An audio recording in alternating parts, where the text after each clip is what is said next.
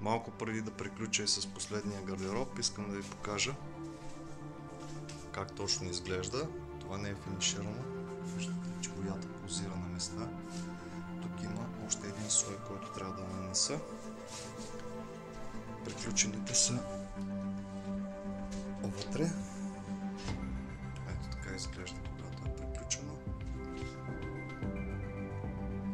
Плътно синьо, Navy Blue. За основа съм използвал Zinsser Bullseye 1, 2, 3 и финишната боя ми е Zinsser Opal текстилен мат.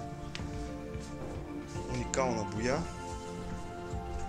Искам да ви покажа с краш тест. Само да кажа, че основата е нанесена от клиента.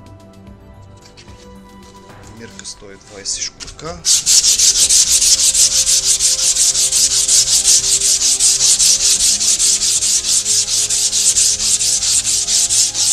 Ето това е с краш теста на боята.